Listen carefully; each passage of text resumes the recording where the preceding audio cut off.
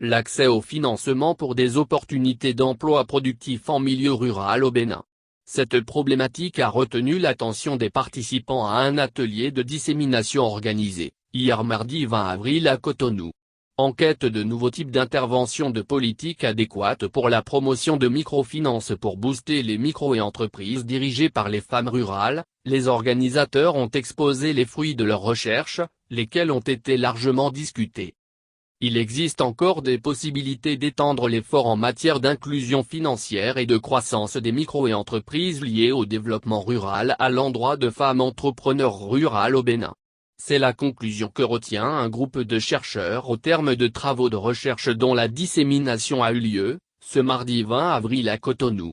Pour y arriver, ces experts recommandent de prendre en compte, en complément du microcrédit à la FIA, les différences en termes d'âge, d'éducation et de type d'activité, dans l'effort d'extension de l'inclusion financière.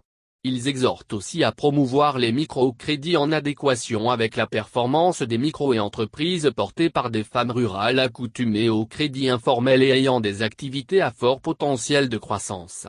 Ils ont également suggéré de définir un programme spécifique de financement aux femmes rurales entrepreneurs dans des conditions similaires à celles qui prévalent dans le contexte du financement informel basé sur le réseau social.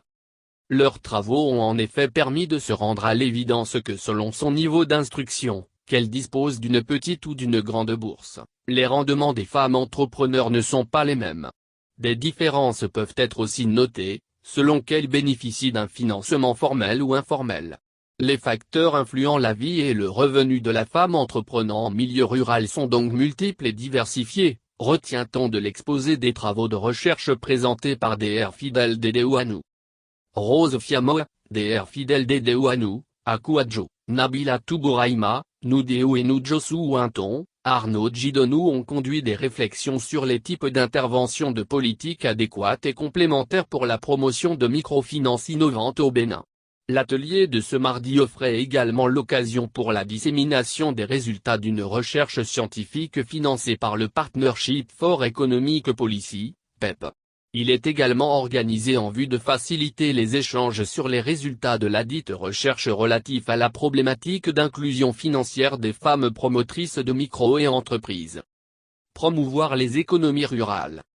En effet, explique le professeur Rose Fiamo, PEP est une organisation internationale à but non lucratif mettant en contact les institutions publiques et les chercheurs locaux dans le but de renforcer et de promouvoir les capacités de réaliser la recherche de haute qualité axée sur les politiques dans les pays en développement. La recherche soutenue par PEP vise à promouvoir des solutions de politique contextualisées pour les enjeux de développement émergents et ces actions contribuent à éclairer les débats nationaux et internationaux liés à la politique économique, à la pauvreté, au genre, au développement durable, a-t-elle expliqué.